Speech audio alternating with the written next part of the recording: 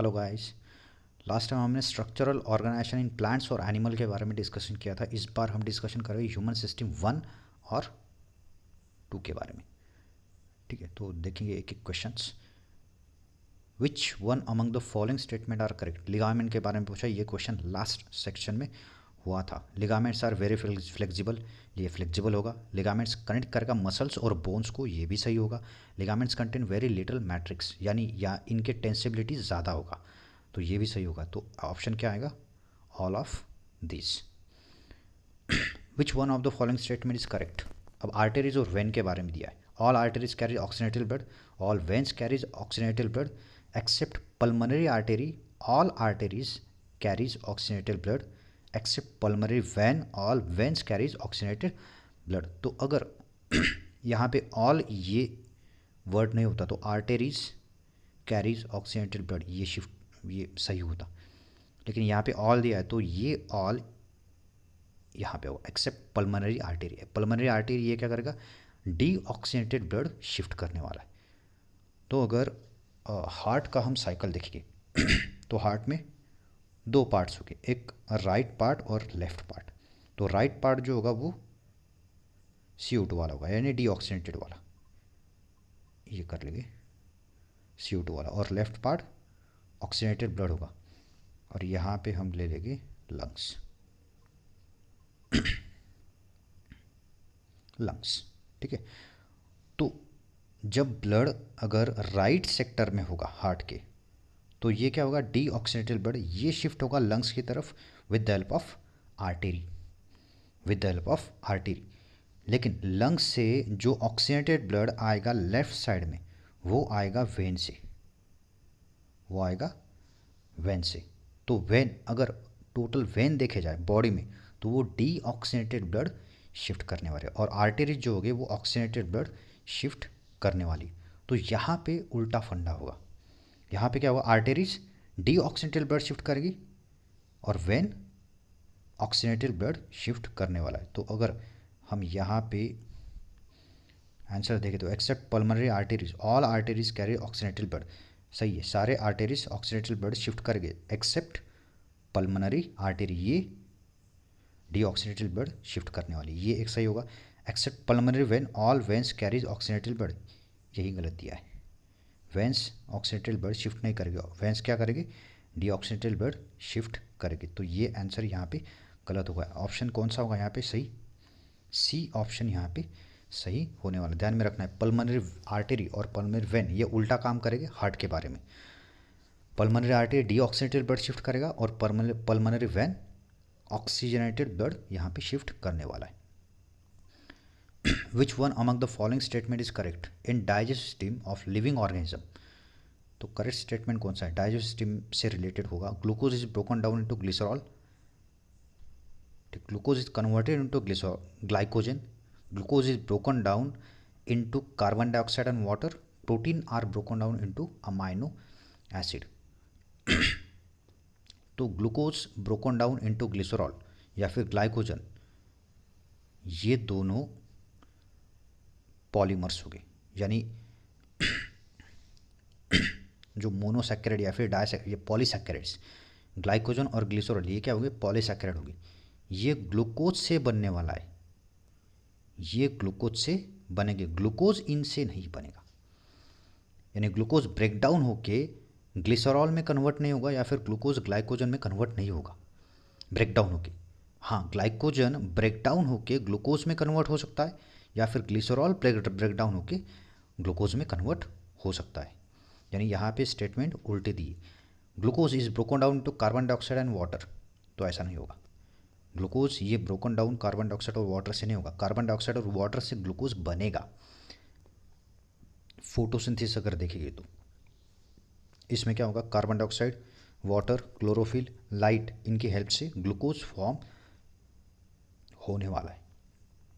ठीक। Protein are broken down into amino acid, तो ये स्टेटमेंट जो होगा ये सही होगा, क्योंकि अमाइनो एसिड, अगर एक अमाइनो एसिड होगा, दूसरा, तीसरा, चौथा, फिफ्थ, सिक्स्थ, तो इनका जो लिंक होगा, ये लिंक मतलब ये पूरे पॉलीमर को हम क्या कहेंगे?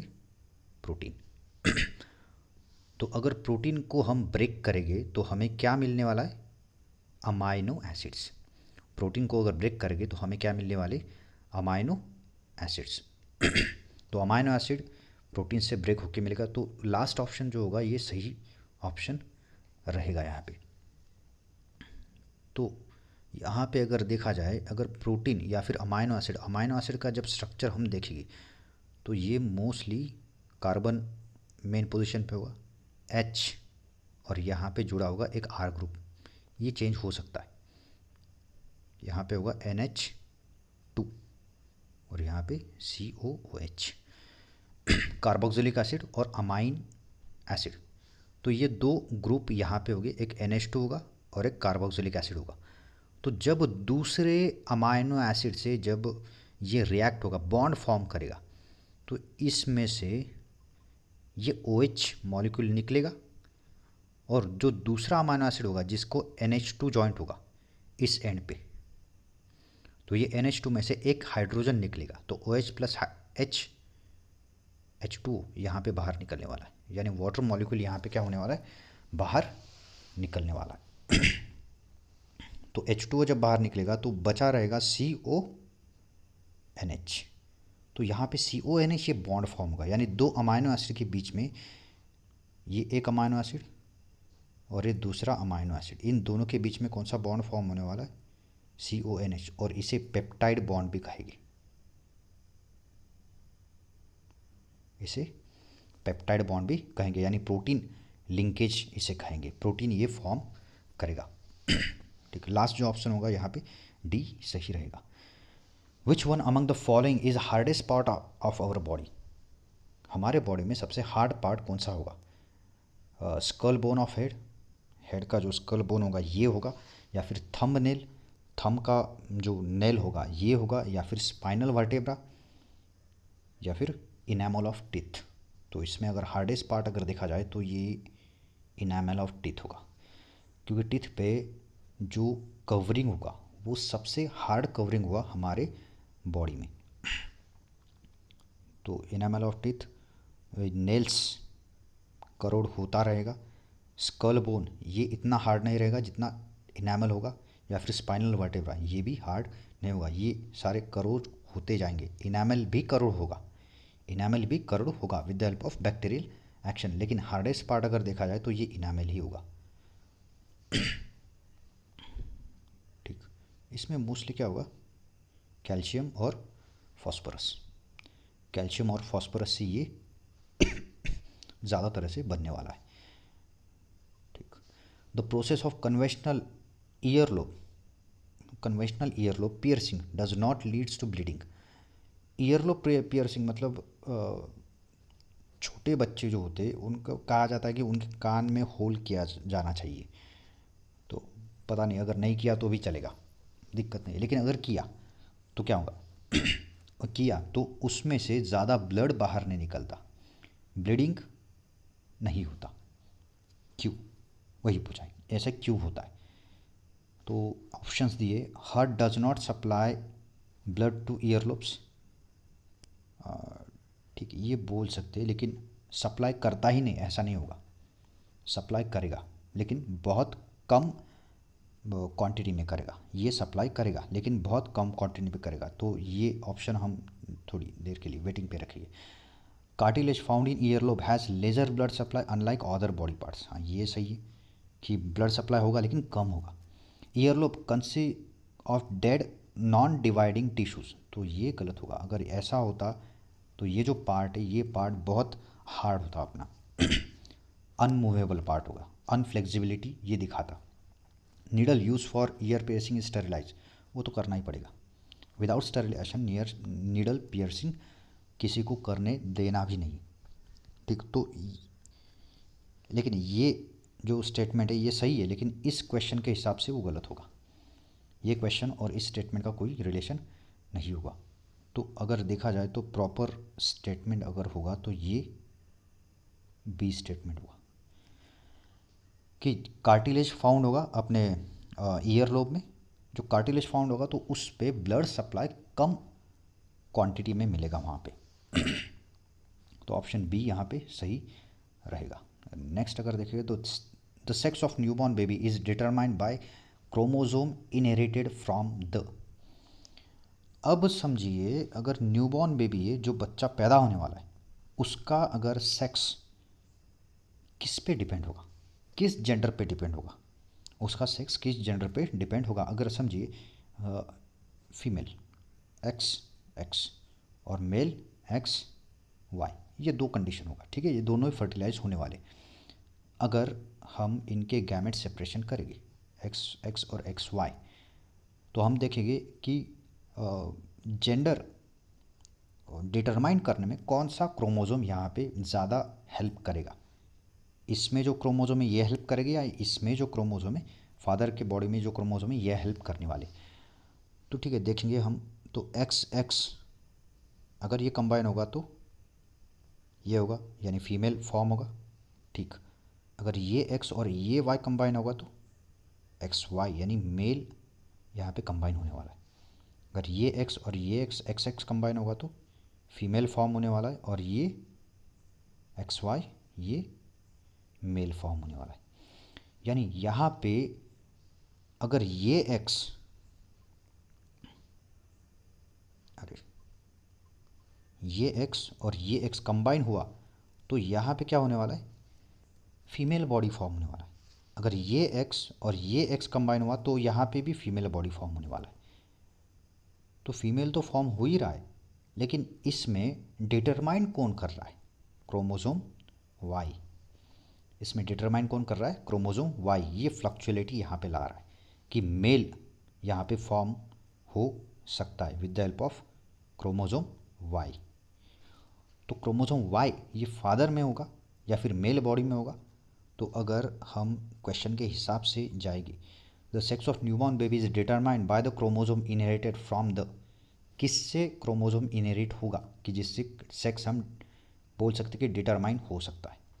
तो मदर, मदर से देख लिया, ये नहीं होगा, एक्स एक्स होगा, एक्स एक्स तो फीमेल बॉडी फॉर्म होगा। तो फादर में ये क्या होगा, वाई क्रोमोसोम सिर्फ फादर में ही होगा।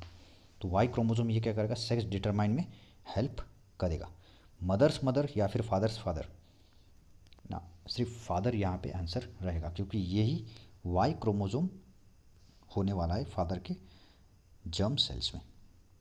तो वाई क्रोमोसोम में क्या करने वाला है, ये सेक्स डिटरमाइन करने वाला है। तो अगर नेक्स्ट देखें, the complete digestion of carbohydrate protein and fats occur in, जो भी हम खाना खाएंगे उसमें कार्बोहाइड्रेट होगा, प्रोटीन्स हो गए या फिर फैट्स हो गए, इनका अगर कंप्लीट डाइजेशन देखना है तो ये कहाँ प्रेजेंट होगा, पता है स्टमक में होगा, ठीक है। लेकिन स्टमक में टोटल डाइजेशन यहाँ पे नहीं होने वाला। स्टमक में HCl प्रेजेंट होगा, ठीक, स्टमक में HCl प्रेजेंट होगा, या फिर लीवर बाइल जूस सिक्रेट करने वाला है। बाइल जूस ये HCl को न्यूट्रलाइज करने का काम करने वाला है, ठीक है। और कुछ हद तक ये कार्बोहाइड्रेट या फिर प्रोटीन को ब्रेक डाउन भी करेगा। लेकिन अगर देखा जाए तो स्टमक के बाद जो पार्ट आएगा उसमें सबसे ज़्यादा रिएक्शंस फॉर्म होने वाले, यानी स्मॉल इंटेस्टाइन। यानी यहाँ पे जो होगा स्मॉल इंटेस्टाइन सबसे लंबा पार्ट होगा, और सबसे ज़्यादा मेटाबॉलिक एक्टिविटी स्मॉल इंटेस्टाइन में होने वाले।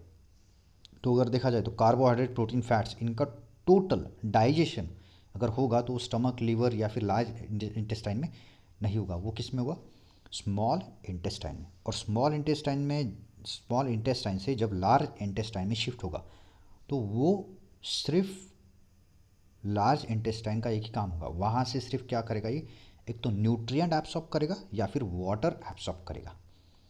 बस ये दो ही काम लार्ज इंटेस्टाइन करेगा। और इसके बाद रेक्टम, इसके बाद क्या अटैच होगा, रेक्टम, जो स्टोर सैक होगा, जहाँ पे फिकस मटेरियल स्टोर होगा, और वहाँ से एनस से बाहर निकलेगा। यानी मेटाबॉलिक एक्टिविटीज़, अगर ज़्यादा मेटाबॉलिक एक्टिविटीज़ देखा जाए तो किस में होगा, स्मॉल इंटेस्टाइन में। इसलिए आंसर क्या होगा, स्मॉल इंटेस्टाइन। ये सी यहाँ पे सही रहेगा। Which one of the following substances is never excreted out through urine under normal circumstances in any healthy individual. अगर इंडिविजुअल हेल्दी होगा तो वो जब सुसु करेगा, यूरिन शिफ्ट करेगा बाहर, अगर उस यूरिन को चेक किया तो उसमें इसमें से क्या मिलेगा, अगर नॉर्मल होगा आदमी तो यूरिया तो मिलेगा, ये कंफर्म है। इसमें सोडियम और पोटेशियम ये भी मिलेगा बैलेंस मेंटेन करने के लिए। हमारे बॉडी का जो बैलेंस होगा वो मेंटेन होने के लिए सोडियम पोटेशियम को भी क्या होना पड़ेगा, यहाँ से निकलना पड़ेगा। Without sodium potassium muscular activities यहाँ पे नहीं होने वाला। तो सोडियम पोटेशियम यहाँ पे होना चाहिए, यानी हम जो भी खाएंगे उसमें NaCl होगा, तो सोडियम जो होगा ये यहाँ से आने वाला है। और क्लोरीन, क्लोरीन भी ये क्या होगा, बाहर निकलेगा, लेकिन कुछ हद तक ये क्लोरीन यहाँ पे होगा, लेकिन पोटेशियम भी यहाँ पे होने वाला है। K+ जो आयंस हो गए ये आयंस भी यूरिन से बाहर निकलेंगे। इसलिए जो बोलेंगे क्या, जो ह्यूमन यूरिन होगा वो यूरिन अगर डायरेक्टली हम प्लांट्स बॉडी को दे दिया जाए तो वो सबसे बेहतरीन मैन्योर होगा प्लांट्स के लिए। क्यों? क्योंकि एक तो यूरिया है, मतलब टोटल नाइट्रोजन कंटेंट है, इसमें सोडियम भी है, पोटेशियम भी है, तो और क्या चाहिए, ये तो हो गया ना टोटल। यानी नाइट्रोजन मिल रहा है डायरेक्टली उनको यूरिया से, सोडियम मिल रहा है, पोटेशियम मिल रहा है, तो ये टोटल जो कंटेंट होगा ये क्या लगेगा, as a manure plant body पे एक्टिवेट होगा। इसमें अमाइनो एसिड्स प्रेजेंट नहीं होंगे। इसमें क्या होगा, अमाइनो एसिड प्रेजेंट नहीं होंगे। अगर कोई प्रोटीन मटेरियल ब्रेक डाउन हो रहा है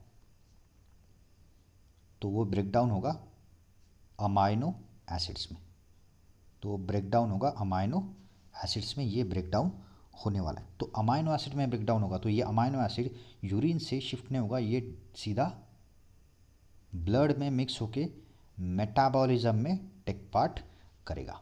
ब्लड में मिक्स होके मेटाबॉलिज्म में ये टेक पार्ट करेगा, और मेटाबॉलिज्म में जब टेक पार्ट करेगा तो इससे एनर्जी फॉर्म होने वाली, यानी एनर्जी अमाइनो एसिड से फॉर्म नहीं होने वाली, एनर्जी ग्लूकोज मॉलिक्यूल से फॉर्म होने वाली। तो ग्लूकोज मॉलिक्यूल से एनर्जी फॉर्म होगा, ये एनर्जी कहाँ यूज़ करेगा, प्रोटीन डाइजेशन में। प्रोटीन डाइजेशन होगा तो अमाइनो एसिड फॉर्म होंगे, और अमाइनो एसिड ब्लड में मिक्स होके ये मेटाबॉलिज्म में हेल्प करेंगे। सेल डिवीजन जो होगा यहाँ पे अमाइनो एसिड का बहुत बड़ा रोल यहाँ पे होने वाला है। तो अमाइनो एसिड ये यूरिन में नहीं मिलेगा अगर नॉर्मल कंडीशन होगा। तो एब नॉर्मल कंडीशन होगा तो यूरिन में अमाइनो एसिड मिलेगा और कुछ हद तक ग्लूकोज भी मिलेगा, अगर डायबिटीज़ पेशेंट होगा तो। ठीक, तो आंसर क्या आएगा, अमाइनो एसिड यहाँ पे आएगा। यूरिन में अमाइनो एसिड नहीं मिलेगा नॉर्मल कंडीशन में। Muscles of which one of the following body parts contract slowly but can remain contracted for longer time. ऐसे कौन से मसल्स है बॉडी पे कि जो कॉन्ट्रैक्ट स्लोली हो गए, स्लोली कॉन्ट्रैक्ट हो गए, लेकिन एक बार अगर कॉन्ट्रैक्ट हो गए तो वो लॉन्ग टाइम तक कॉन्ट्रैक्टेड रहेंगे, रिलैक्स होने के लिए वो लंबा टाइम लेने वाले। ठीक है, तो ऐसे जो अगर देखा जाए तो ये फेस के जो मसल्स हो गए ये मोस्टली ऐसा काम करेंगे, यानी फेस के जो मसल्स हो गए वो एक बार कॉन्ट्रैक्ट यानी कॉन्ट्रैक्ट नहीं हो गए जल्दी, लेकिन कॉन्ट्रैक्ट हुए तो वो जल्दी रिलैक्स नहीं हो गए, जल्दी वो रिलैक्स नहीं हो गए। वैसे आर्म, लेग्स या फिर इंटेस्टाइन, इनमें क्या होगा, इंटेस्टाइन तो छोड़ो, ये इनवॉलंटरी एक्शन में टेक पार्ट करेगा, इनवॉलंटरी एक्शन में ये टेक पार्ट करेगा। ये इसका तो रिलैक्स और कॉन्ट्रैक्ट होना ज़रूरी है, लेकिन आर्म्स और लेग्स ये वॉलंटरी एक्शन में होगा, वॉलंटरी एक्शन में टेक पार्ट करेगा। इनवॉलंटरी मतलब जो हमारे विल पावर पे डिपेंड नहीं होगा, और वॉलंटरी मतलब जो हमारे विल पावर पे डिपेंड होगा। तो फेस के भी मसल्स ऐसे हो गए कि वॉलंटरी मसल्स हो गए, लेकिन ये मसल्स क्या हो गए, जल्दी कॉन्ट्रैक्ट नहीं हो गए, लेकिन अगर कॉन्ट्रैक्ट हुए तो वो जल्दी रिलैक्स नहीं होगी।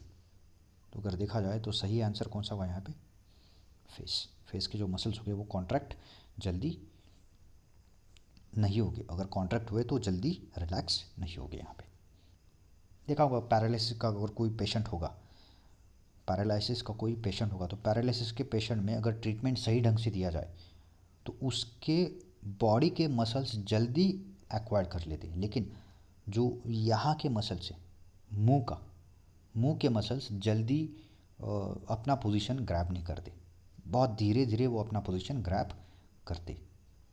तो इसके लिए एक्सरसाइज बहुत ज़रूरी होगा। तो फेस के जो मसल्स होंगे एक बार अगर कॉन्ट्रैक्ट हो गए तो रिलैक्स होने में दिक्कत दे सकता है, ऐसे भी। ठीक। नेक्स्ट अगर देखें तो which one of the following is not a function of liver. Liver का फंक्शन नहीं पूछा है इसमें, नॉट दिया, यानी लीवर का फंक्शन यहाँ पे नहीं पूछा है। देखिए conversion of glucose into glycogen, ये भी लीवर का होगा। अगर ग्लूकोज कंटेंट आपके बॉडी में ज़्यादा हुआ तो लीवर क्या करेगा, ग्लूकोज को ग्लाइकोजन में कन्वर्ट कर देगा और स्टोर कर देगा। जब भी ज़रूरत होगी बॉडी को, यानी खाना मिला नहीं, तो ग्लाइकोज का कन्वर्जन ये लीवर फिर से ग्लूकोज में करेगा और glucose as a energetic part हमारे बॉडी में एनर्जी क्रिएट करेगा with the help of metabolism. Production of urea, urea form करेगा, जो भी मटेरियल होगा, यानी ये डिटॉक्सीफाई करेगा। इन शॉर्ट ब्लड को जो करेगा ये डिटॉक्सीफाई करेगा। जो भी आप टैबलेट लोगे या फिर पानी पियोगे, जो भी आप एलोपैथिक या फिर होम्योपैथिक या फिर आयुर्वेदिक टैबलेट लोगे, तो वो टैबलेट पहले जाएगा लीवर में। लीवर उसे चेक करेगा, उसमें अगर कोई टॉक्सिक सब्सटेंस होगा तो वो टॉक्सिक सब्सटेंस पहले डीनेचर करेगा, और उसके बाद जो भी केमिकल कंटेंट होगा वो केमिकल कंटेंट ब्लड फ्लो में शिफ्ट करेगा। तो प्रोडक्शन ऑफ यूरिया ये इसका एक एग्जांपल होगा, लीवर यूरिया भी फॉर्म करेगा। Destruction of dead and worn out red blood cells, RBC को डिस्ट्रक्ट करना, आरबीसी को रप्चर करना, ये भी काम करेगा लीवर। यानी आरबीसी हो गए, आरबीसी को अगर रप्चर किया तो इनसे क्या फॉर्म होने वाला है, प्लेटलेट्स। इनसे क्या फॉर्म होगा, प्लेटलेट्स। और प्लेटलेट्स काम करेगा ब्लड क्लॉटिंग, ब्लड क्लॉटिंग में ये काम करने वाला है। तो लीवर जो आरबीसीज का ड्यूरेशन निकल गया यानी 120 डेज, आरबीसी का एक वैलिडिटी पीरियड होगा 120 डेज, उसके बाद ये आरबीसी कुछ काम के नहीं रहेंगे हमारे ब्लड में।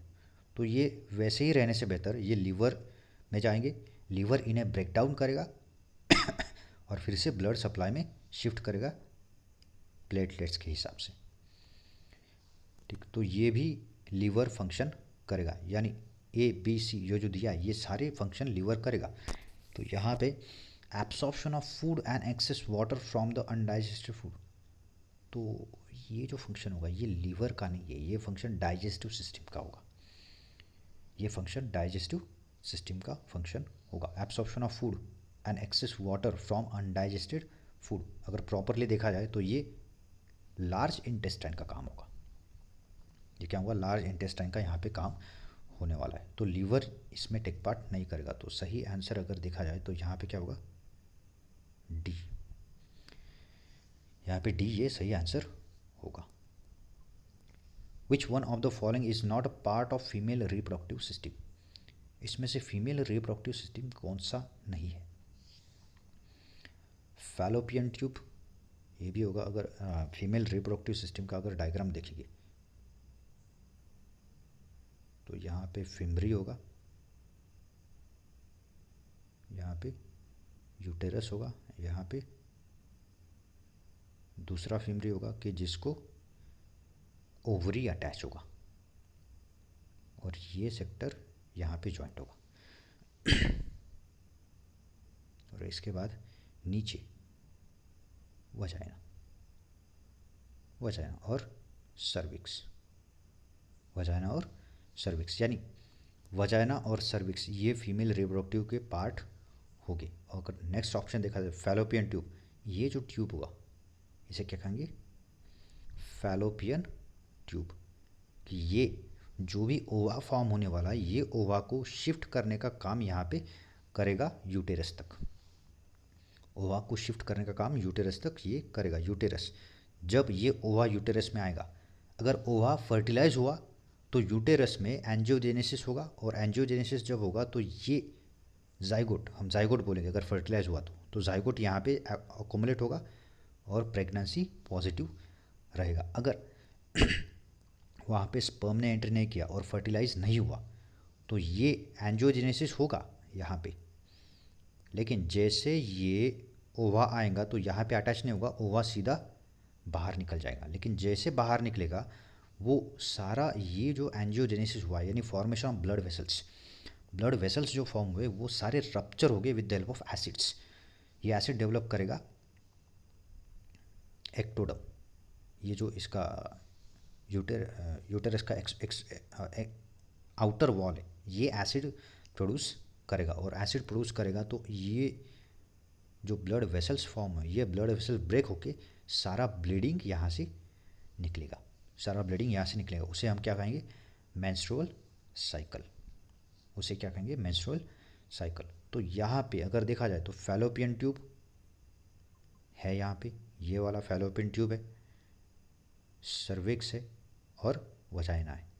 यानी सर्विक्स, वजाइना और फैलोपियन ट्यूब ये तीनों क्या हो गए? फीमेल रिप्रोडक्टिव के पार्ट हो गए। यहाँ पे यूरेथ्रा जो होगा ये मेल रिप्रोडक्टिव का पार्ट होगा, रिप्रोडक्टिव सिस्टम का पार्ट होगा। यूरेथ्रा क्या करेगा? एक ट्यूब होगा और उसके बाहर जो स्ट्रक्चर होगा इसे हम क्या कहेंगे? पेनिस। इसे हम क्या कहेंगे? पेनिस। तो पेनिस से जो यूरिन बाहर आएगा वो किससे आएगा? यूरेथ्रा से आएगा। या फिर पेनिस से जो स्पर्म बाहर आएगा वो भी यूरेथ्रा से ही बाहर आने वाला है। तो यूरेथ्रा एक सिंगल ओपनिंग होगा यूरिन और स्पर्म के लिए, दोनों के लिए ये सिंगल ओपनिंग होने वाला है। तो यूरेथ्रा ये क्या होगा? मेल रिप्रोडक्टिव सिस्टम का पार्ट होगा। फैलोपियन ट्यूब, सर्विक्स और वजाइना ये तीनों फीमेल रिप्रोडक्टिव के पार्ट हो गए। तो क्वेश्चन में क्या पूछा है? विच one of the following is not part of female reproductive system? तो यहाँ पे यूरेथ्रा ये करेक्ट आंसर होगा।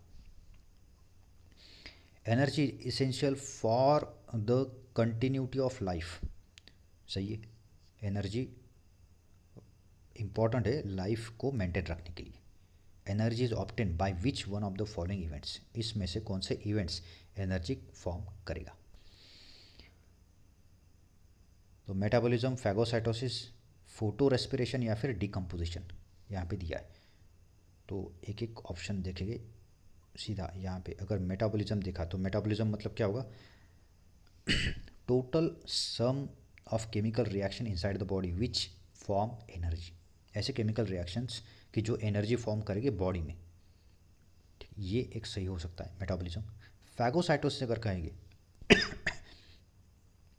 अगर ये सेल होगा, यहाँ पे दूसरे अगर कोई बैक्टीरिया आ गया, बैक्टीरिया को ये इंगल्फ करेगा, किल करेगा और इसका वेस्ट मटेरियल ये सेल के बाहर शिफ्ट कर देगा। इसे क्या कहेंगे?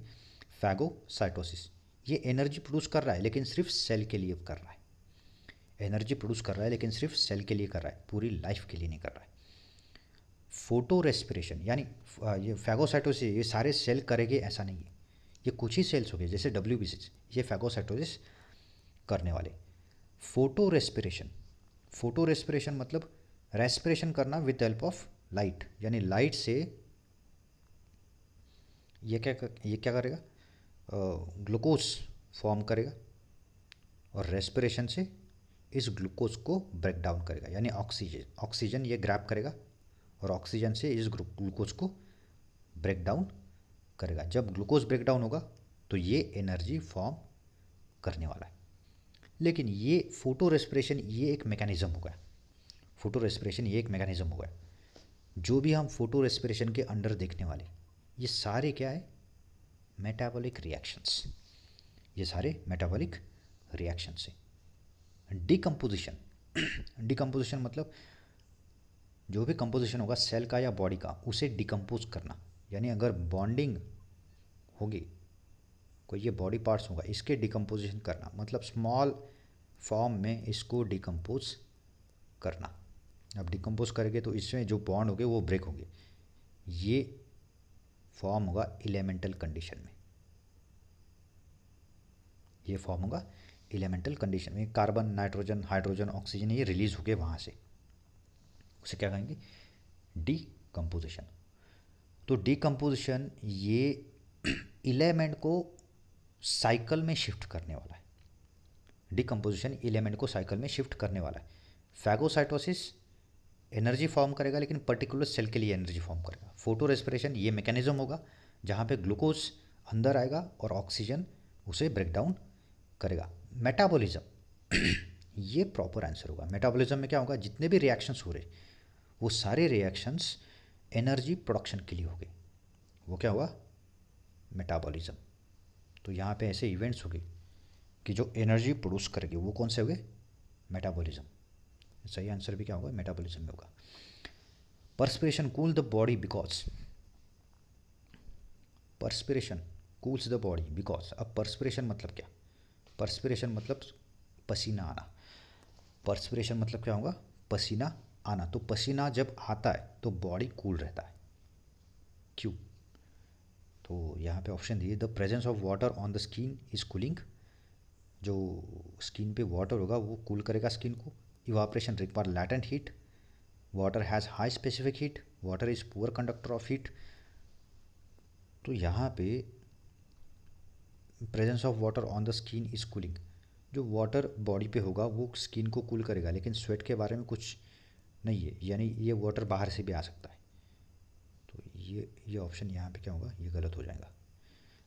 इवापरेशन रिक्वायर लैटेंट हीट, तो यहाँ पे लैटेंट हीट, लैटेंट हीट मतलब क्या है, specific heat, specific heat, specific heat यानी एग्जैक्टली बॉइलिंग पॉइंट या फिर एग्जैक्टली जो टेम्परेचर होगा उसी पे ये बॉईल करेगा, उसे क्या कहेंगे, स्पेसिफिक हीट। अब लैटेंट हीट, लैटेंट हीट मतलब जैसे आए वैसा ये इवापरेट कर देगा उसको। यानी अगर विंटर होगा तो विंटर में पसीना नहीं आएगा, वहाँ पे इवापरेशन नहीं होगा स्किन में, तो वहाँ पे परस्पिरेशन होने का कोई चांसेस नहीं होगा। लेकिन अगर बाहर देखिए तो बाहर स्पेसिफिक हीट की वजह से वाटर इवापरेट होगा विंटर में भी। समर में अगर देखें तो समर में तो स्पेसिफिक हीट ज़्यादा होगा, वहाँ पे अगर बॉडी के बाहर का जो वाटर होगा वो तो ज़्यादा इवापरेट होगा, लेकिन बॉडी खुद को कूल करने के लिए अंदर से पानी यानी सोडियम क्लोराइड यानी NaCl विथ NaCl ये क्या करेगी, शिफ्ट करेगी। अब शिफ्ट करेगी तो उसे हम क्या कहेंगे, स्वेट, उसे हम क्या कहेंगे, स्वेट। तो स्वेट क्या करेगा, एक तो बैक्टीरिया को किल करेगा जो भी स्किन के ऊपर होंगे, या फिर जो पानी का कंटेंट होगा वो पानी का कंटेंट जो भी स्किन में हीट है सन लाइट की वजह से फॉर्म हुई वो हीट को एब्सॉर्ब करेगा और एब्सॉर्ब करके इवापरेट हो जाएगा, एब्सॉर्ब करके इवापरेट ये होगा। यानी यहाँ पे अगर देखा जाए तो इवापरेशन का ये सही ऑप्शन यहाँ पे होगा कि लैटेंट हीट, लैटेंट हीट मतलब कंटिन्यू हीट होना, जब कंटिन्यू हीट होगा तो ही यहाँ पे क्या होगा, पसीना आने वाला है। ठीक, lub dub sound is produce due to the action of, अब लब डब साउंड ये एक्शन हार्ट का ही होगा, इसमें लार्ज इंटेस्टाइन, लंग्स या फिर इसोफेगस ये काम नहीं करने वाला, तो हार्ट में ये एक्शन होगा। तो लब डब साउंड ये क्या होगा, तो हार्ट का अगर स्ट्रक्चर देखा जाए तो समझिए ये चार पार्ट हो गए, ये राइट साइड, ये चार पार्ट हो गए, ये राइट साइड और ये लेफ़्ट साइड। तो राइट साइड में यहाँ पे एक एट्रियम होगा, यहाँ पे लेफ़्ट एट्रियम होगा, यहाँ पे वेंट्रिकल होगा, यहाँ पे लेफ़्ट वेंट्रिकल होगा। तो राइट और लेफ़्ट के बीच में वॉल्स होंगे, इसमें भी क्या होंगे, वॉल्स होंगे। ठीक, ट्राइकस्पिड और बाइकस्पिड वॉल होंगे, जो यहाँ से जो आर्टेरी निकलेगा और यहाँ से जो वेन निकलेगा, सॉरी यहाँ से जो वेन आएगा, यहाँ से जो वेन आएगा लंग्स से, और ये लंग्स की तरफ शिफ्ट होगा, ये लंग्स से आएगा ये वेंस आएगा, तो यहाँ पे सेमी ल्यूनार वॉल होगा, यहाँ पे भी सेमी ल्यूनार वॉल होगा, या फिर यहाँ से जो अवोर्टा की तरफ शिफ्ट होगा, यहाँ पे जो अवोर्टा की तरफ शिफ्ट होगा, और अवोर्टा क्या होगा, बॉडी की तरफ ब्लड शिफ्ट करेगा, ऑक्सीजनेटेड ब्लड शिफ्ट करेगा, तो ये अवोर्टा यहाँ पे भी क्या होगा, सेमी ल्यूनार वॉल होगा। तो ये वॉल की वजह से क्या होगा, यहाँ पे लब डब साउंड आने वाली। जब बाइकस्पिड और ट्राइकस्पिड वॉल ये ओपन होके यहाँ पे ब्लड सप्लाई फॉर्म होगा, ओपन होके ब्लड सप्लाई यहाँ पे फॉर्म होगा, तो क्या होगा, लब ऐसा साउंड आएगा, क्लियर साउंड होगा ये। और जब ये क्लोज होगा तो ये ओपन होगा, सेमी ल्यूनर वॉल ओपन होगा और ब्लड यहाँ से शिफ्ट होगा, ब्लड क्या होगा, यहाँ से शिफ्ट होगा, ये क्या होगा, डब साउंड, ये क्या होगा, डब साउंड। डब साउंड यानी सेमी ल्यूनर वॉल जब ओपन होगे तो बाइकस्पिड और ट्राइकस्पिड वॉल ये क्लोज हुए होंगे, यानी जब ये ओपन होके क्लोज होगे तो लब साउंड आएगा, और सेमी ल्यूनर वॉल ओपन होके क्लोज होगा तो डब साउंड आएगा। तो लब और डब ये क्या हुआ, एक पार्ट हुआ सर्कुलेशन ऑफ ब्लड का। तो यह हार्ट में ही होगा, तो यह हार्ट, आंसर क्या होगा, हार्ट। लब डब साउंड जो होगा हार्ट में, हार्ट से ये फॉर्म होने वाला है। Muscles fatigue is due to the accommodation of fatigueness of muscles. अगर ज़्यादा एक्सरसाइज करोगे तो मसल्स यहाँ पे फटिकनेस आने वाला है, यानी मसल्स दुखेगी। कोई भी एक्सरसाइज करोगे तो वहाँ पे मसल्स दुखने वाले। अगर फर्स्ट टाइम आप जिम में जाने वाले हो तो क्या होगा, बहुत एक्टिव रहेगा आपका बॉडी, बहुत सेट पे सेट मारोगे। लेकिन जब सेट पे सेट मारोगे तो वहाँ पे जो आपके बॉडी में रिएक्शंस होने वाले ऑक्सीजन की वजह से, वो ऑक्सीजन यहाँ पे क्या होने वाला है, कम गिरने वाला है। जब ऑक्सीजन कम गिरेगा यानी ऑक्सीजन होगा तो एनर्जी प्रोड्यूस होगा, इसे हम क्या कहेंगे, एरोबिक रेस्पिरेशन। लेकिन जब ऑक्सीजन नहीं होगा तो एनर्जी प्रोड्यूस होगा, विदाउट ऑक्सीजन एनर्जी प्रोड्यूस होगा, यानी ये विदाउट ऑक्सीजन यहाँ पे क्या होने वाला है, एनर्जी प्रोड्यूस होने वाला है। तो इसे क्या कहेंगे, अन एरोबिक रेस्पिरेशन। ठीक, जब एरोबिक रेस्पिरेशन होगा तो ग्लूकोज से एनर्जी फॉर्म होगा, ग्लूकोज से एनर्जी फॉर्म होगा। अगर अनएरोबिक रेस्पिरेशन होगा तो यहाँ पे ग्लूकोज तो होगा लेकिन ग्लूकोज से ये एनर्जी फॉर्म होगा, मतलब क्या होगा कि यहाँ पे एसिड कंडीशन फॉर्म होगा, यानी लैक्टिक एसिड यहाँ पे फॉर्म होने वाला है। अनएरोबिक जब कंडीशन होगा, एनर्जी प्रोड्यूस होगा यहाँ पे लेकिन कम एनर्जी प्रोड्यूस होगा। तो जब कम एनर्जी प्रोड्यूस होगा तो लैक्टिक एसिड यहाँ पे फॉर्म होगा, ये, और ये लैक्टिक एसिड ब्लड से मसल्स में अकोमुलेट होगा। जैसे आपका वर्क डाउन कम कम होगा, ये लैक्टिक एसिड मसल्स का कॉन्ट्रैक्शन रिलैक्सेशन स्टॉप कर देगा। तो ये लैक्टिक एसिड क्या करेगा, मसल्स का कॉन्ट्रैक्शन और रिलैक्सेशन स्टॉप करेगा, उसकी वजह से मसल्स में बहुत ज़्यादा पेन हो सकता है, पेन होगा उसकी वजह से। तो वही दिया है, पेन होना मतलब क्या होना, फटीग होना, यानी आप कोई चीज़ उठा नहीं सकते हो, बहुत पेन करने वाला है, या फिर कहीं बैठ नहीं सकते हो, वहाँ भी क्या होना, पेन होने वाला है। तो कोलेस्टेरॉल, लिपोलिक एसिड या फिर ट्राइग्लिसराइड्स, ये सारे फैट्स के टाइप्स हो गए, ये सारे क्या होंगे, फैट्स के टाइप हो गए। यहाँ पे लैक्टिक एसिड, लैक्टिक एसिड ये अनएरोबिक कंडीशन से हमारे बॉडी में फॉर्म होकर मसल्स में अकोमुलेट होने वाला है, उसकी वजह से मसल्स फटिकनेस फॉर्म होगा। तो यहाँ पे सही आंसर कौन सा होगा, lactic acid. In Egypt, Egypt में अगर देखे हुए तो ancient mummies can be found to have their arteries intact due to well preserve. तो उनमें जो आर्टेरीज हो गए वो इंटैक्ट हुए होंगे, जुड़े हुए होंगे, क्यों, क्योंकि प्रिजर्वेशन अच्छा किया है उन्होंने। तो प्रिजर्वेशन करते वक्त ये करते क्या होंगे, ऑप्शन दिए, मिनरलाइज ब्लड, ये ब्लड में ज़्यादा मिनरल शिफ्ट करते होंगे, यानी मुंह से या फिर एनस से ये मिनरल शिफ्ट करते होंगे, या फिर ब्लड वेन से ये मिनरल शिफ्ट करते होंगे। फाइब्रोब्लास्ट फाइबर, यहाँ पे फाइब्रोब्लास्ट फाइबर को स्टिक करते होंगे, इलास्टिक फाइबर को ये स्टिक करते होंगे, या फिर ब्राउन फैट को ये स्टिक करते होंगे। तो इसमें से ये क्या करते होंगे, तो मोस्टली यहाँ पे क्या होगा, फाइब्रोब्लास्ट फाइबर, ये जो होगा फाइब्रोब्लास्ट फाइबर, यहाँ पे ज़्यादा जोर दिया होगा। तो मिनरलाइज ब्लड, मिनरलाइज ब्लड अगर किया तो बाकी के जो मसल्स है वो मसल्स तो ब्रेक डाउन हो गए, सिर्फ ब्लड वहाँ पे रहने वाला है। इलास्टिक फाइबर्स यानी मस्कुलर फाइबर्स, इनको अगर ये अकोमुलेट करेगी तो इनको अकोमुलेट करने के लिए पहले आपको अकोमुलेट करना पड़ेगा फाइब्रोब्लास्ट फाइबर को, या फिर ब्राउन फैट मतलब ये क्या होगा, फैट स्टोरिंग बॉडीज़ होगी जो स्किन के नीचे होगी, फैट स्टोरिंग बॉडीज़। तो ये ब्राउन फैट, अगर ब्राउन फैट को आपने ये किया तो ब्राउन फैट सभी तरफ मौजूद होंगे बॉडी में, ऐसा नहीं होगा। लेकिन फाइब्रोब्लास्ट फाइबर, जहाँ पे मसल्स फाइबर होंगे, मसल्स फाइबर के जो सेल्स होंगे, अगर ये मसल्स फाइबर के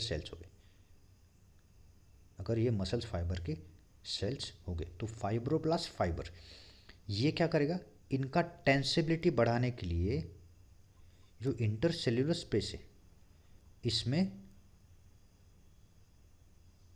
फाइबर्स शिफ्ट कर देगा। इंटरसेल्यूलर स्पेस जो है ये इसमें क्या करेगा, फाइबर्स शिफ्ट कर देगा। तो ये जो इजिप्शियन है वो क्या करेंगे, फाइब्रोब्लास्ट फाइबर को स्टिक कर देंगे, यानी ये जो मैकेनिज्म इसको क्या करेंगे, ये स्टिक कर देंगे। जब स्टिक करेंगे तो ये सेल का जो गैप है, ये सेल का गैप कॉम्पैक्ट हो जाएगा, सेल का गैप यहाँ पे कॉम्पैक्ट होगा, और सेल का गैप जब कॉम्पैक्ट होगा तो यहाँ पे बैक्टीरियल एक्शन कम हो जाएगा। इसलिए जो भी ममीज़ बहुत साल पुराने निकाले तो वो ज़्यादा सड़ी नहीं होगी, कंडीशन में होगी, देखने की कंडीशन में हो सकते। तो यहाँ पे क्या होगा, मोस्टली आंसर कौन सा होगा, फाइब्रोब्लास्ट फाइबर को वो प्रिजर्व करेगी फर्स्ट।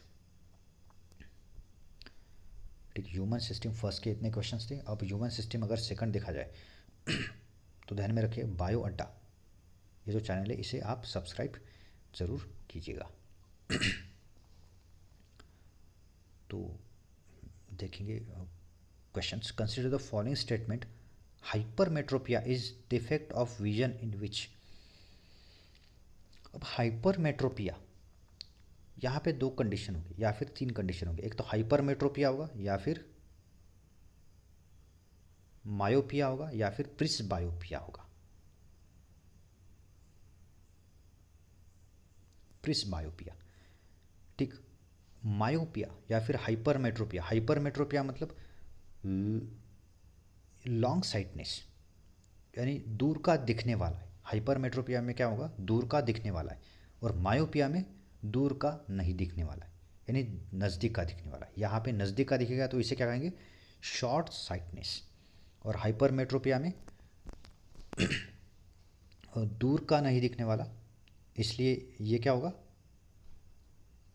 लॉन्ग साइट, दूर का दिखने वाला है इसलिए क्या कहेंगे, लॉन्ग साइटनेस। और नज़दीक का नहीं दिखने वाला यहाँ पे हाइपरमेट्रोपिया में। और मायोपिया में उल्टा होगा, नज़दीक का दिखेगा लेकिन दूर का नहीं दिखेगा। और प्रिस्बायोपिया ये एज रिलेटेड फैक्टर्स हो गए। प्रिस्बायोपिया मतलब क्या होगा, एज रिलेटेड फैक्टर, यानी बॉडी जैसे जैसे 40, 45, 50, 55 क्रॉस कर लेगी तो आँखों में डिफेक्ट हो सकता है, तो ये डिफेक्ट किसकी वजह से होगा, ये डिफेक्ट किसकी वजह से फॉर्म होगा। अगर देखोगे आँखों का स्ट्रक्चर, लेंस होगा, रेटिना होगा, ये जो होगा ये रेटिना होगा, ठीक। लाइट रेज यहाँ से आएगी, रेटिना पे गिरेगी, जहाँ पे गिरेगी ये इमेज हमें दिखने वाली है, ठीक। तो ये इमेज दिखेगा सिर्फ लेंस की वजह से नहीं, इसके सिलियरी मसल्स की वजह से दिखेगा। तो यहाँ पे क्या होगा, सिलियरी मसल्स हो गए कि जो प्यूपिल फॉर्म करने वाले, सिलियरी मसल्स यहाँ पे हो गए जो प्यूपिल फॉर्म करने वाली, ये क्या करेंगे, लाइट कितना अंदर आने देना है ये वो मैनेज करेगी। अगर लाइट ज़्यादा होगा तो ये कम हो जाएंगे, छोटे हो जाएंगे, अगर लाइट कम होगा तो ये बड़े हो जाएंगे, ठीक। यानी बड़े हो गए तो लाइट ज़्यादा अंदर आएगा और हमें ज़्यादा दिखने वाला है, और अगर ज़्यादा लाइट होगा तो हमें दिखने के लिए ये लाइट कम शिफ्ट कर देगा लेंस की तरफ। तो जब प्रिस्बायोपिया होगा तो ये सिलियरी मसल्स यहाँ पे वर्क करना बंद कर देंगे, सिलियरी मसल का वर्क यहाँ पे कोलैप्स हो जाएगा। तो यहाँ पे कॉन्ट्रैक्शन और रिलैक्सेशन जो सिलियरी मसल का होने वाला है ये सही ढंग से नहीं होगा। तो ये कंडीशन होगा प्रिस्बायोपिया। हाइपरमेट्रोपिया दूर का दिखने वाला है, नज़दीक का नहीं दिखने वाला। मायोपिया में क्या होगा, नज़दीक का दिखने वाला है, दूर का नहीं दिखने वाला है। ठीक, तो ऑप्शन देखिए क्या क्या होगा। Consider the following statement, hypermetropia is defect of vision in which a person cannot see the distance of object clearly. Clearly अगर डिस्टेंस ऑब्जेक्ट नहीं देख सकता तो ये क्या होगा, मायोपिया, मतलब नज़दीक का ऑब्जेक्ट दिखेगा, ये क्या होगा, myopia. A person cannot see the near by object clearly, ये सही हो सकता है इसके बारे में। The near point of the I get shifted away from the normal position. ठीक, अब यहाँ पे देखेंगे, यहाँ पे अगर देखें, यहाँ पे अगर कोई चीज़ होगी नियर चीज़ होगी तो इसका जो व्यू होगा, इसका जो इमेज होगा, ये इमेज के बारे में कहा है। अ near point of eye get shifted away from the normal position, ये इसका अगर नॉर्मल पोजिशन होगा रेटिना में गिरने का तो ये दूर हो जाएगा, एक तो यहाँ पे जाएगा या फिर अंदर आ जाएगा। यानी क्या होगा, नज़दीक का ऑब्जेक्ट यहाँ पे हमें दिखने वाला नहीं, या फिर ब्लड दिखेगा, ये भी सही होगा। तो ये मायोपिया का कंडीशन नहीं होगा, ये लॉन्ग साइटनेस होगा, यानी हाइपरमेट्रोपिया। और नेक्स्ट पॉइंट क्या है, the far point of eye gets shifted toward the eye. The far point of eye get shifted toward the eye. अगर फार पॉइंट ऑफ आई होगा शिफ्टेड टूवर्ड्स द आई, यानी दूर का ऑब्जेक्ट होगा, ये अगर लेंस में जाएगा और रेटिना में जाएगा तो इसका ये इमेज होगा, ये इमेज यही फॉर्म होगा, रेटिना की तरफ फॉर्म नहीं होगा। तो ये भी क्या होगा, मायोपिया। ये भी क्या होगा, मायोपिया। दूर का object, person cannot see the near by, दूर का ऑब्जेक्ट यहाँ पे नहीं दिख रहा है, यहाँ पे क्या दिखेगा, नज़दीक का ऑब्जेक्ट दिखा। जैसे ये नज़दीक आएगा इसका इमेज यहाँ पे एग्जैक्टली सिचुएट होगा। तो ये भी क्या होगा, शॉर्ट साइटनेस होगा, यानी ये भी मायोपिया का एक कंडीशन होगा। अगर इस ऑप्शन में देखा जाए तो 2 और, अरे यार रुक यार, 2 और 3 ये जो हो गए ये सही ऑप्शन हो गए हाइपरमेट्रोपिया के बारे में। और 1 और 4 ये मायोपिया के बारे में सही होने वाले। तो हाइपरमेट्रोपिया के बारे में 2 और 3 होगा, तो ऑप्शन में देखिए 2 और 3, ये डी ऑप्शन सही होगा। तो फिर 2 और 3, ये डी ऑप्शन यहाँ पे सही होने वाला है। The main thinking part of brain is, अगर मेन थिंकिंग पार्ट अगर देखिए तो ये ब्रेन का फोर ब्रेन होगा।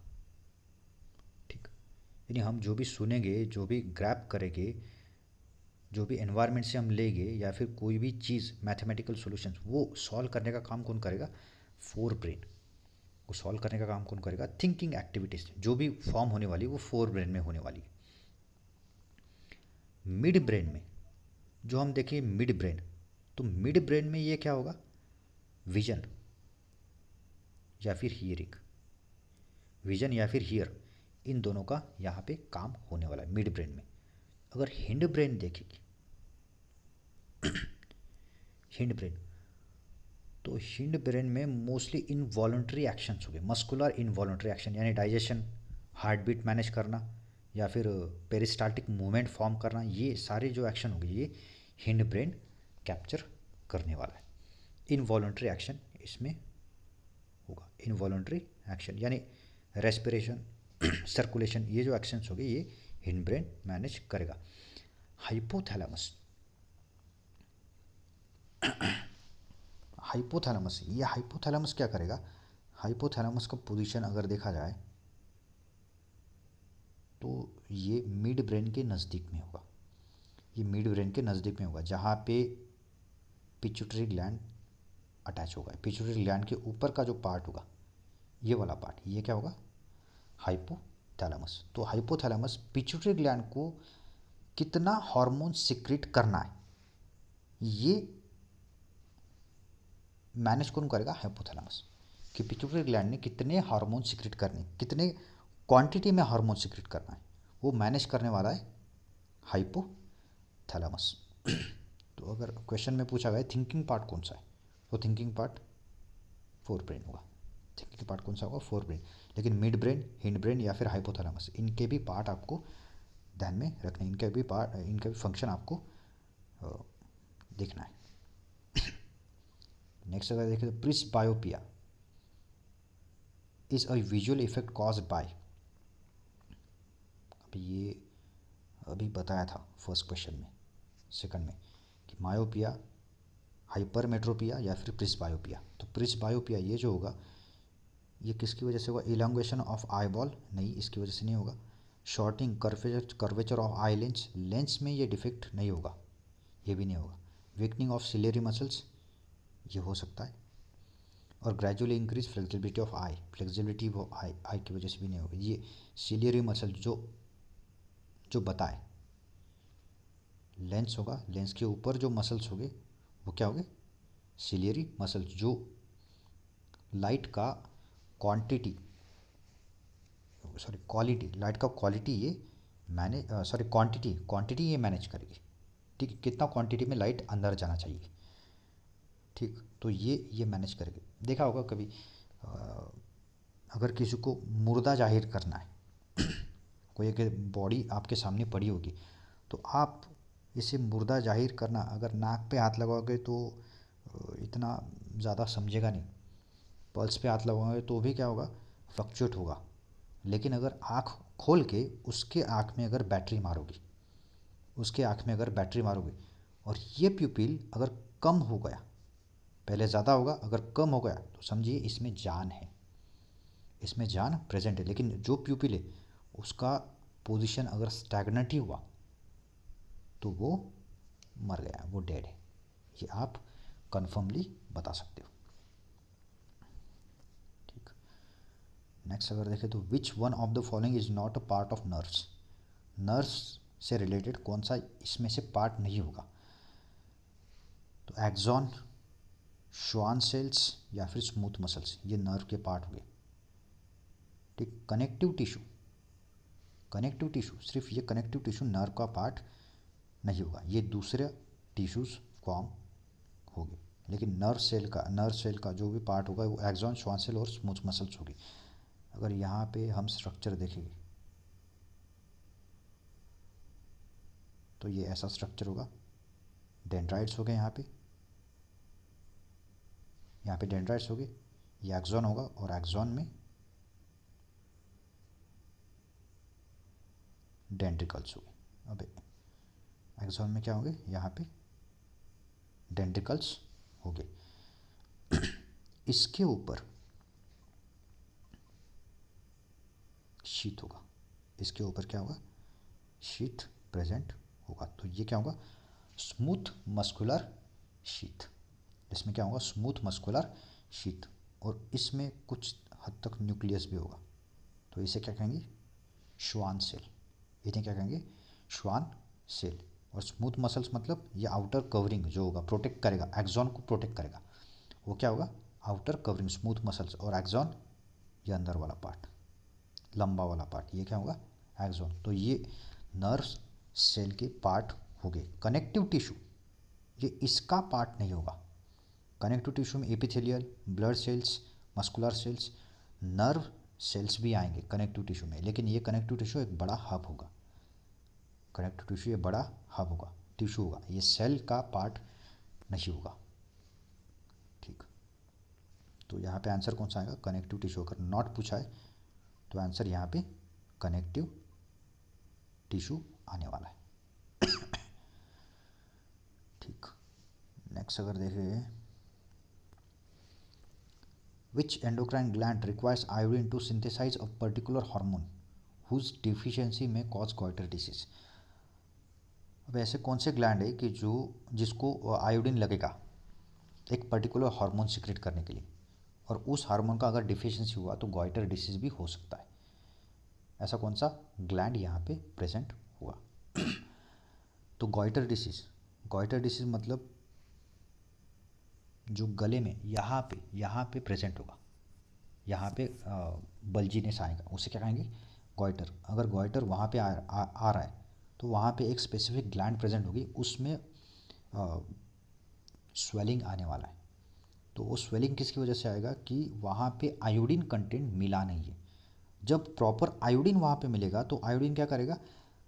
उसका स्वेलिंग कम करते जाएगा। तो ये जो कंडीशन होगा वहाँ पे जो ग्लैंड होगी वो क्या कौन सी होगी, थैलेमस ग्लैंड, बटरफ्लाई ग्लैंड भी बोलेंगे उसको। ट्रकिया होगा ये, यानी ये वाला पार्ट, ये क्या होगा ट्रकिया, और ट्रकिया के ऊपर एक बटरफ्लाई शेप ग्लैंड्स यहाँ पे होगी, या फिर एच शेप ग्लैंड भी कहेंगे इसको, ऐसे एच शेप ग्लैंड भी यहाँ पे होगी। और इसके पीछे अगर देखा जाए तो ये 4 लोब्स होगी, ये 4 लोब्स होगी, इसे ये भी ग्लैंड का एक पार्ट होगा, ये भी दूसरा एक ग्लैंड होगा, ठीक है। लेकिन थाइमस थाइमस नहीं होगा, सॉरी ये थाइमस नहीं होगा, ये थायराइड ग्लैंड होगा। ये क्या होगा, थायराइड ग्लैंड। और ये जो सेक्टर होगी ये क्या होगी, पैराथायरॉयड ग्लैंड, ये पैराथायरॉयड ग्लैंड होगा, पैराथायरॉयड ग्लैंड। ठीक, अगर सिचुएशन देखा जाए, यानी थायराइड ग्लैंड में अगर स्वेलिंग होगा तो गॉइटर डिसीज फॉर्म होगा, ध्यान में रखना है। थायराइड ग्लैंड में अगर स्वेलिंग होगा तो गॉइटर डिसीज फॉर्म होने वाला है। गॉइटर डिसीज कब फॉर्म होगा, आयोडीन का मात्रा बॉडी में अगर कम होगा तो ये एंटी रिएक्शन दिखा के स्वेलिंग फॉर्म होगा इस ग्लैंड में, और वो स्वेलिंग को हम क्या कहेंगे, गॉइटर। तो यहाँ पे हाइपोथैलेमस, अब हाइपोथैलेमस क्या करेगा, पिट्यूटरी ग्लैंड को एक्टिविटी देगा। पैंक्रियास, इंसुलिन, पता है ये सबको, और ग्लूकागॉन, ये 2 हार्मोन यहाँ पे सिक्रेट करने वाला है, इंसुलिन और ग्लूकागॉन। इंसुलिन शुगर लेवल कम करेगा, ग्लूकागॉन शुगर लेवल बढ़ाएगा, यानी इन दोनों का अगर मात्रा सिमिलर होगा तो शुगर लेवल यहाँ पे क्या होने वाला है, मेंटेन रहने वाला है। थाइमस ये जो स्टर्नम है, स्टर्नम बोन के पिछले साइड में रहेगा, यानी हार्ट के ऊपर एक ग्लैंड होगा जिसे थाइमस ग्लैंड कहेंगे। वो mostly production of T cell, यानी related to immunity, T cell form करने में थाइमस हेल्प करने वाला है। और थायराइड ग्लैंड, इसका अगर मैकेनिज्म देखें तो ये मेटाबॉलिज्म मेंटेन रखने वाला है, मेटाबॉलिज्म ये मेंटेन रखेगा। अब मेटाबॉलिज्म मेंटेन रखेगा मतलब क्या करेगा, अब देखिए थायराइड ग्लैंड अगर मेटाबॉलिज्म मेंटेन रख रहा है मतलब थायराइड ग्लैंड का एक्टिविटी अगर बढ़ गया समझिए, तो मेटाबॉलिज्म का रेट भी क्या होगा, बढ़ेगा। अगर थायराइड ग्लैंड का एक्टिविटी अगर कम हो गया तो मेटाबॉलिज्म भी यहाँ पे क्या होने वाला है, कम होने वाला है। जब एक्टिविटी बढ़ेगा तो हम इस डिसीज को हाइपर थायराइडिज्म कहेगी।